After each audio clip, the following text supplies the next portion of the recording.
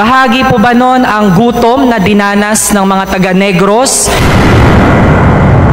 Ayun na nga, matapang na question ng isang congressman yung administrasyon ni BBM dahil nga po sa mga budget nga hindi dapat ilaan ng gobyerno dahil hindi naman po importante yan kasi po naghirap na ngayon yung Pilipino dahil po sa mahal ng bigas. Kaya po yung isang congressman na ito matapang po mga question yung mga administrasyon ni BBM at pagsalita ni BBM. Bakit ba kailangan ng punduan na malaki yung sample sa mga ROTC, Philippine hindi naman karapat-dapat dahil naghirap na ngayon yung Pilipino at gutom na po.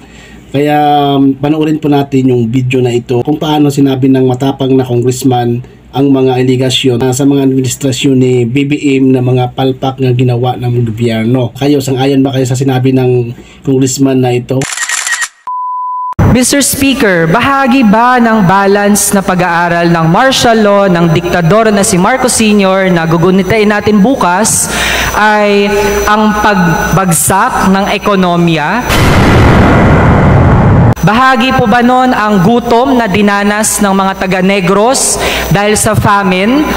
Bahagi po ba ng balance na pagtuturo ng martial law ay ang mahabang pila ng mga kababayan natin na hindi makabili ng bigas dahil sa palpak na tugon ng Marcos Sr. Administration, na parang nangyayari ngayon, sa krisis sa supply ng bigas? Presiding officer will request the Honorable Manuel to please stick to the budget. Mr. Speaker, I challenge the point of order. Mr. Speaker, ang pinag-uusapan po natin ay budget. You cannot challenge at sa AFP. Mr. decision Speaker, of the chair. pupuntahan ba natin ang ganitong pagtuturo? Session is suspended. Majority Leader. Thank you, Mr. Speaker. The point of order stays, and we have an understanding between the interpellator and the sponsor. I hope that the Honorable Manuel will continue with his interpellation. The gentleman may now proceed. Thank you, Mr. Speaker. We are raising this topic, Mr. Speaker, dahil nga kung matuloy ang mandatory ROTC at ganito ang framework ng AFP na hindi pa established na bahagi sila ng pagtuturo sa ating mga estudyante, paano na po kapag bahagi na sila ng curriculum and instruction kapag nangyari na ang mandatory ROTC? And we really can't accept na state-sponsored ang disinformation dahil mismo ating state institutions ang may ganong pagtingin sa martial law ng diktador na si Marcos Sr. Mr. Speaker, to proceed to another topic,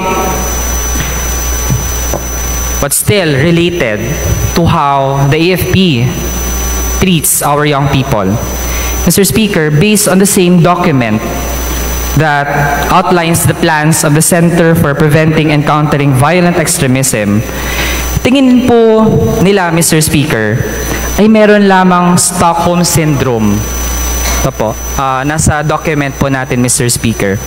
Meron lang daw Stockholm Syndrome ang mga kabataang merong advokasya. Sila lang daw po ay nalilinlang. They have conditioned or altered thinking.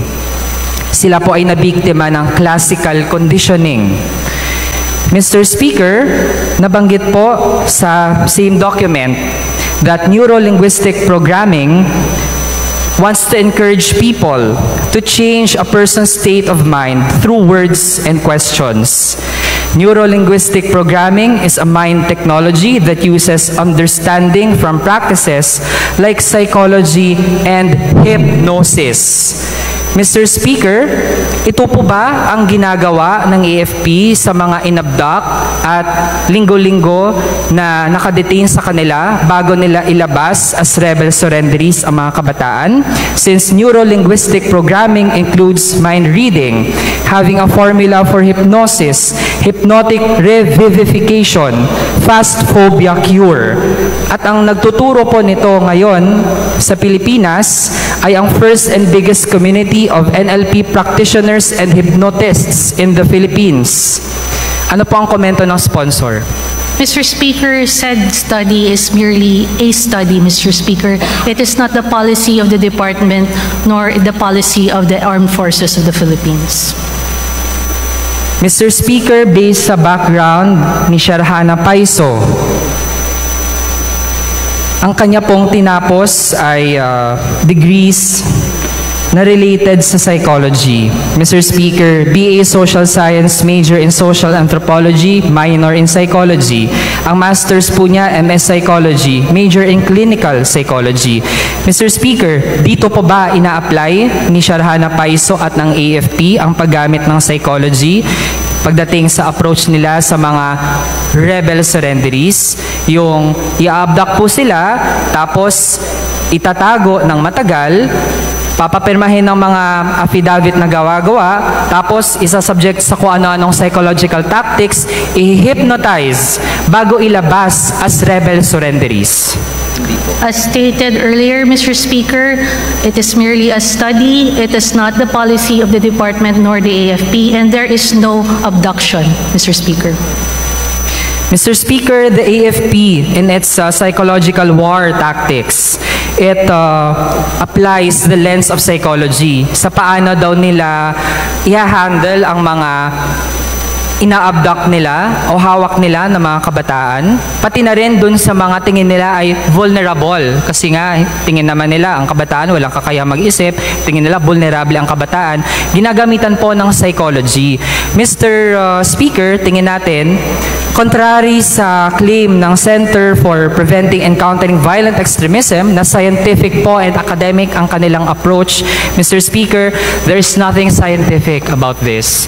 Mr. Speaker, ito po ay pag-bastardize ng social sciences. Mr. Speaker, ito ay in effect, pagwawaldas sa pera na nilalaan sa ating mga institusyon na instead na protektahan po, batay sa kanilang mandato, protektahan ang mamamayan at kasama doon protektahan ang mga kabataan, galangin ang karapatan ng lahat. Pero ang nangyayari po kung sino yung mga gusto lamang na igiit ang kanilang karapatan, sa sahod man yan, sa mas maayos na pamumuhay, sila po ay tinuturing ng mga rebelde at sila po ay isa-subject sa ganitong mga tipo ng taktika, which includes abducting them, subjecting them to psychological torture, hypnotizing them before presenting them in such kind of situations kagaya ng press conference na nangyari kahapon. Mr. Speaker, on another topic, on the West Philippine Sea, Mr. Speaker, recently ay merong US Maritime Surveillance Aircraft.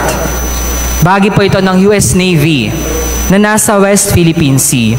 Mr. Speaker, bahagi po ba ito ng independent foreign policy? Ano po ang ginagawa ng Estados Unidos sa West Philippine Sea? Given that it shouldn't even be a party to what's happening sa iba't ibang mga territorial claims sa West Philippine Sea. What is the comment of the sponsor, Mr. Speaker? As part of international law, Mr. Speaker, there's freedom over flight on those seas, Mr. Speaker. Mr. Speaker, hindi ba ang ginagawa ng United States ay pag-assert lang ng kanyang hegemony? Mr. Speaker, for the longest time, it has been the United States na ang pagtingin sa sarili ay para siyang global police. It has military bases in various parts of the globe. Many compared dun sa military bases ng ibang mga bansa. And Mr. Speaker, while we want to defend the West Philippine Sea against China, bakit po ginagamit itong issue na ito ng United States to fortify its stronghold on the Philippines? What is the comment of the sponsor? Mr. Speaker, first of all, there is freedom of navigation and freedom of overflight based on international law, Mr. Speaker. And if we are talking about the EDCA sites, Mr. Speaker, the Philippines retains sovereignty and control over these locations, Mr. Speaker. Mr. Speaker, taon-taon tumataas ang AFP modernization budget. Ano pong bahagi ng budget para sa 2024 ay gagamitin para i-secure at i-monitor ang West Philippine Sea? In answer to the question, Mr. Speaker, there is no separate budget for that. It is integrated in the MOOE and the capital outlay of the department, Mr. Speaker, and as well as in the PS, Mr. Speaker. Mr. Speaker, edi tingnan na lang po natin ang breakdown ng paggamit ng confidential and intelligence funds ng DND family. Can the sponsor give us the best estimate sa kabuang confidential and intelligence funds? Ano po ang breakdown ng paggamit nun? Gaano kalaki yung ginagamit sa insurgency? Gaano karaming ginagamit sa territorial defense for the West Philippine Sea and other purposes? Mr. Speaker, The that is Chair would like to remind the gentleman from Kabataan that you have less than 2 minutes left to start winding up. Sponsoring Vice Chair, may now proceed. Mr. Speaker, those are classified information, Mr. Speaker. Okay guys, no, kung nagustuhan niyo po yung video na ito guys, kung tama ba yung sinabi ng isang congressman guys sa administrasyon ni BBM guys, like and share lang po mga ka-viewers kung nagustuhan niyo po. And then kita-kita po tayo sa next vlog mga ka-viewers. Thank you, bye-bye.